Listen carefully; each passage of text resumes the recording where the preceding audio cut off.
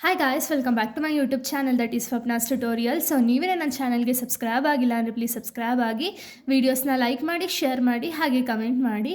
So ಇವತ್ತು ನಾನು ಮಾಡ್ತಿರೋ ಸಬ್ಜೆಕ್ಟ್ ಯಾವುದು ಅಂದರೆ ಫೋರ್ತ್ ಸೆಮ್ ಬಿ.ಕಾಮ್ನ ಕಾಸ್ಟಿಂಗ್ ಮೆಥಡ್ಸ್ ಅನ್ನೋ ಒಂದು ಸಬ್ಜೆಕ್ಟ್ನ ಎಕ್ಸ್ಪ್ಲೇನ್ ಮಾಡ್ತಿದ್ದೀನಿ. ಅದರಲ್ಲಿ ನೆಕ್ಸ್ಟ್ ಚಾಪ್ಟರ್ ಬಂದುಬಿಟ್ಟು ಆಪ್ರೇಟಿಂಗ್ ಕಾಸ್ಟಿಂಗ್ ಅಂತ ಹೇಳಿ ಆ chapter name. So operating costing ಬಗ್ಗೆ ನಾವು ಈ ಒಂದು ವಿಡಿಯೋದಲ್ಲಿ ಥಿಯರಿನ ಹೇಳ್ತಾ ಹೋಗ್ತೀನಿ. ಓಕೆನಾ, ಇದು ಪಾರ್ಟ್ 1 ಥಿಯರಿ ಆಗಿದೆ. ನೆಕ್ಸ್ಟ್ ಥಿಯರಿನೂ ಕೂಡ ನಾನು ಅಪ್ಲೋಡ್ ಮಾಡ್ತೀನಿ. ಸೊ ಈ ಒಂದು ಆಪರೇಟಿಂಗ್ ಕಾಸ್ಟಿಂಗಲ್ಲಿ ನಿಮಗೆ ಪ್ರಾಬ್ಲಮ್ಸ್ ಅನ್ನೋದು ಅರೈಸ್ ಆಗುತ್ತೆ.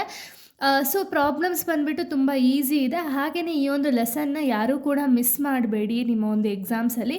ಯಾಕೆಂದರೆ ಈ ಒಂದು ಲೆಸನ್ ಬಂದುಬಿಟ್ಟು ತುಂಬ ಈಸಿಯಾಗಿ ನೀವು ಈ ಒಂದು ಲೆಸನ್ನ ಸಾಲ್ವ್ ಮಾಡ್ತಾ ಹೋಗ್ಬೋದು. ಓಕೆನಾ, first of all operating costing ಅಂದರೆ ಏನು ಅಂತ ಹೇಳಿ ನಾವು ಫಸ್ಟ್ ತಿಳ್ಕೊಳ್ಳೋಣ. ಓಕೆನಾ, it is a method used by the business that provide a service rather than the physical goods.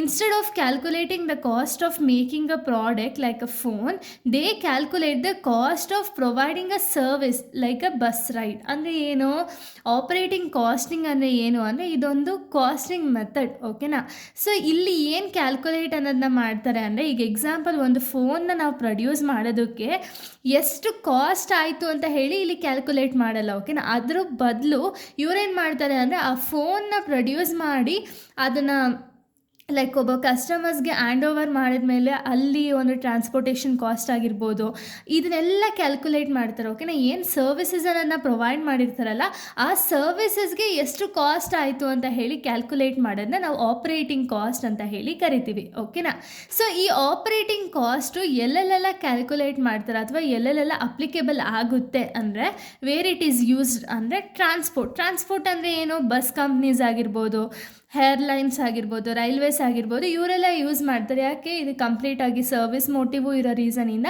ಇಲ್ಲೆಲ್ಲ ಯೂಸ್ ಮಾಡ್ತಾ ಹೋಗ್ತಾರೆ. ಓಕೆನಾ, ಸೊ ಇದಾದಮೇಲೆ ನೆಕ್ಸ್ಟ್ ನಾವು ನೋಡೋದಾದರೆ ಹೆಲ್ತ್ ಕೇರ್ ಅಂದರೆ ಏನು, ಹಾಸ್ಪಿಟಲಲ್ಲೂ ಕೂಡ ಈ ಒಂದು ಆಪ್ರೇಟಿಂಗ್ ಕಾಸ್ಟಿಂಗ್ ಅನ್ನೋ ಒಂದು ಮೆಥಡ್ನ ಯೂಸ್ ಮಾಡ್ತಾರೆ. ಇದಾದಮೇಲೆ ಎಂಟರ್ಟೈನ್ಮೆಂಟ್ ಅಂದರೆ ಏನು, ಸಿನಿಮಾ ಹಾಲ್ಸು ಅಲ್ಲೂ ಕೂಡ ಯೂಸ್ ಮಾಡ್ತಾರೆ. ಅಂದರೆ ಎಲ್ಲೆಲ್ಲೆಲ್ಲ ಯೂಸ್ ಆಗುತ್ತೆ ಅನ್ನೋದಕ್ಕೆ ಎಕ್ಸಾಂಪಲ್ಸ್ ಕೂಡ ನಿಮಗೆ ಕೇಳ್ಬೋದು.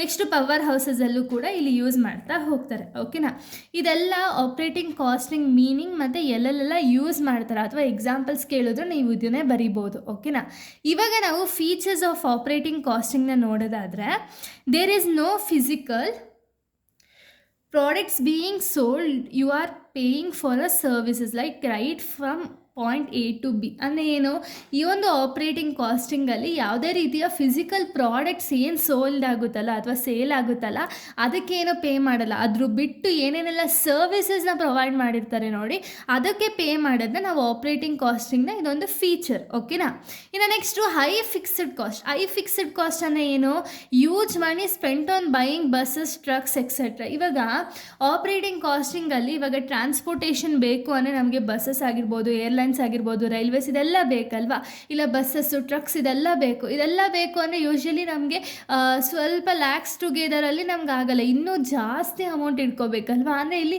ಒಂದೇ ಸತಿ ಎಕ್ಸ್ಪೆನ್ಸಸ್ ಅನ್ನೋದಾಗುತ್ತೆ, ಬಟ್ ಏನೋ ಹ್ಯೂಜ್ ಎಕ್ಸ್ಪೆನ್ಸಸ್ ಅನ್ನೋದಾಗುತ್ತೆ. ಓಕೆನಾ, next low working capital, dealing with services less cost compared to factory.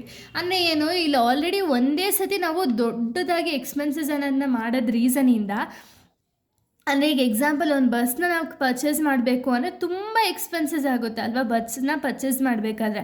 But ಬಸ್ನ ಮೇಂಟೈನ್ ಮಾಡೋದಕ್ಕೂ ಕೂಡ ನಮಗೆ ಎಕ್ಸ್ಪೆನ್ಸಸ್ ಅನ್ನೋದಾಗುತ್ತೆ.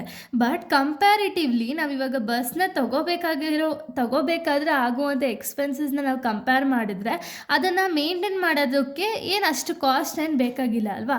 ಸೊ ಆದರೆ ಇವಾಗ ಫ್ಯಾಕ್ಟ್ರಿಲೆಲ್ಲ ನಾವು ನೋಡೋದಾದರೆ, ಫ್ಯಾಕ್ಟ್ರಿಲೆಲ್ಲ ಯೂಶ್ವಲಿ ವರ್ಕಿಂಗ್ ಕ್ಯಾಪಿಟಲ್ ಏನಿರುತ್ತಲ್ಲ ಅದು ಹೈ ಬೇಕು. ಓಕೆನಾ, ಯಾಕೆ ವರ್ಕಿಂಗ್ ಕ್ಯಾಪಿಟಲ್ ಹೈ ಬೇಕು ಅಂದರೆ ಅವ್ರಿಗೆ ಡೈಲಿ ಮೇಂಟೆನೆನ್ಸ್ ಆಗಿರ್ಬೋದು, ಡೈಲಿ ಎಕ್ಸ್ಪೆನ್ಸಸ್ ಆಗಿರ್ಬೋದು ಆಗ್ತಾನೆ ಇರುತ್ತೆ. ಬಟ್ ಇಲ್ಲೇನಾಗುತ್ತೆ, ಒಂದೇ ಸತಿ ನಾವು ಹ್ಯೂಜ್ ಅಮೌಂಟ್ನ ಇನ್ವೆಸ್ಟ್ಮೆಂಟ್ ಮಾಡೋದ್ ರೀಸನಿಂದ ವರ್ಕಿಂಗ್ ಕ್ಯಾಪಿಟಲ್ ಅಷ್ಟೊಂದೇ ನೆಸೆಸರಿ ಇರಲ್ಲ. ಕಂಪ್ಯಾರಿಟಿವ್ಲಿ ಫ್ಯಾಕ್ಟ್ರಿಗೆ ಕಂಪೇರ್ ಮಾಡಿದ್ರೆ ಸ್ವಲ್ಪ low working capital ಅನ್ನೋದಿರುತ್ತೆ.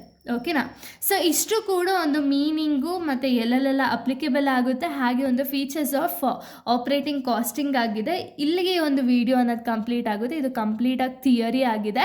So next ವಿಡಿಯೋದಲ್ಲಿ ನಾನು ಇದ್ರ ಕಂಟಿನ್ಯೂಷನ್ ಥಿಯರಿನ ಎಕ್ಸ್ಪ್ಲೇನ್ ಮಾಡ್ತೀನಿ. ಹಾಗೆ ಇದ್ರ ರಿಲೇಟೆಡ್ ನಿಮಗೆ 2 ಮಾರ್ಕ್ಸ್ ಆಗಿರ್ಬೋದು, 4 ಮಾರ್ಕ್ಸ್ ಆಗಿರ್ಬೋದು, 14 ಮಾರ್ಕ್ಸ್ ಆಗಿರ್ಬೋದು, ಇದ್ರ ರಿಲೇಟೆಡ್ ಎಲ್ಲ ನಿಮಗೆ ಪ್ರಾಬ್ಲಮ್ಸ್ ಅನ್ನೋದು ಅರೈಸ್ ಆಗುತ್ತೆ.